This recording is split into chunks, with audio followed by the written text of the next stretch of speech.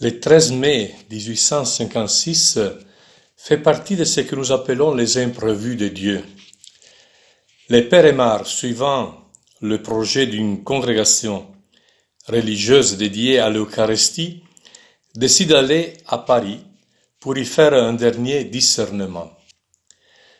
Il raconte: « Je m'ouvris d'abord à un évêque pieux et prudent. » C'était Monseigneur de la Bouillerie. Il ne voulut pas prendre la chose sur lui et me renvoya à l'évêque auxiliaire de Paris, à Monseigneur Léon Sibourd. Et je ne le connaissais pas. J'ai pris pour règle de laisser Dieu agir tout seul.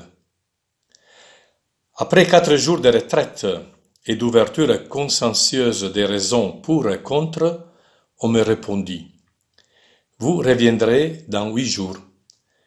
Nous avons besoin de prier, de réfléchir et de consulter. » Nous savons que tout était contre le projet du père Aymar et que la réponse que l'archevêque de Paris préparait était négative.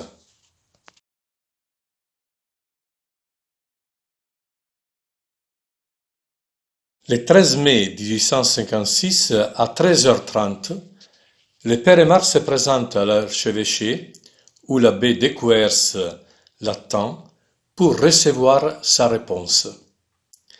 La rencontre fortuite avec Monseigneur Dominique Sibourd, l'archevêque de Paris, est décisive. En effet, l'archevêque ne veut pas d'une œuvre purement contemplative. Le père Aymar l'éclaire sur son projet en précisant: « Nous adorons sans doute, mais nous voulons aussi faire adorer. Nous devons nous occuper de la première communion des adultes. » La première communion des adultes, s'écrie l'archevêque, c'est l'œuvre qui me manque, l'œuvre que je désire. Dès aujourd'hui, vous êtes mes enfants.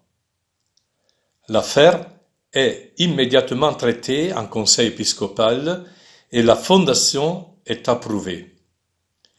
Plein de joie, le père Aymar et Decoers se rendent à l'église Saint-Sulpice pour se recueillir à l'autel du Saint-Sacrement et chanter leur action de grâce devant la statue de la Vierge Marie.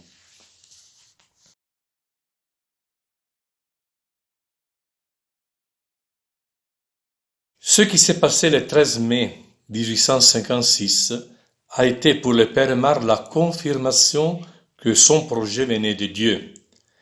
Pour nous, les religieux du Saint-Sacrement, le 13 mai 1856 est le jour béni de la fondation de la congrégation, mais aussi le jour de naissance de toute la famille aymardienne.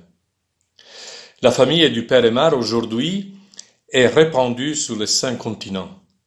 Elle compte plus ou moins 850 religieux, 300 religieuses, les servantes du Saint-Sacrement, un institut séculier, Servitium Christi, et des milliers de laïcs, hommes et femmes, qui vivent et diffusent partout dans le monde l'idéal eucharistique de Saint Pierre-Julien Aymar. On peut vraiment dire, avec les mots du père Aymar, que depuis ces jours-là, le feu ne s'est plus éteint.